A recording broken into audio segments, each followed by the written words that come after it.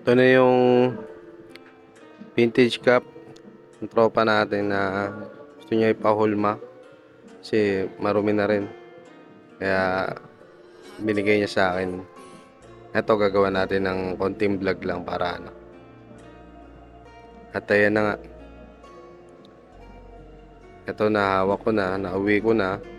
Ibababad na natin sa sabon yan. Babad muna natin para matanggal yung mga stain.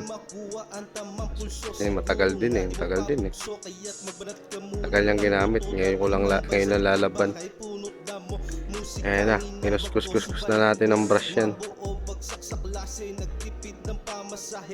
Brushin yung mga brim, yung dome, mga gilid na yan. Para tanggal talaga yung dumi. Pero hindi naman sinasabi na 100% na matatanggal ko. Pero puputi siya. Mapabalik natin yung sa dati niyang tindig.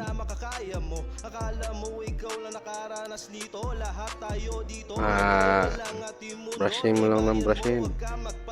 Ayan na, banlaw na. Banlawan natin sa hose na may running water. Man, kaya mo magalit yung mga yan. Sige, basahin mo yung kalsada. Ayan. Hanggang sa mawala yung kanyang bula. At tsaka natin yan isampay. Katapos. At ayun, natuyo agad. Ang bilis nga naman talaga. Tingnan mo naman, oh. Diba? Wala na yung dumi. At ayun na, malinis na. Ito yung tuyo na yan. At ito, hulmahan time na. Na-spray na natin ng faultless yan. Ayan na, nilagay na natin sa hulmahan.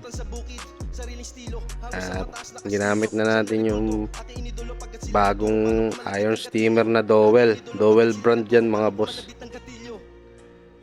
Testing natin yan yung kung gaano katindi yan at gaano ka ganda yung kanyang pagplansya. Ayan na, plansyahin mo ng plansyahin.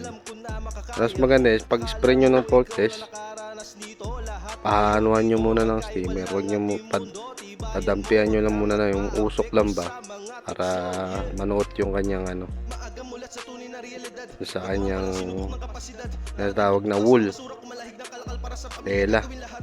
Ayan na, at tapos na nga. Bilis nga naman talaga, oh. Tingnan mo naman, patutuyuin lang natin yan at tapos na.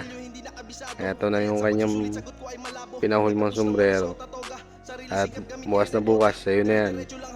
At may kasama pang sweat band tsaka sticker. Ayos. Peace out.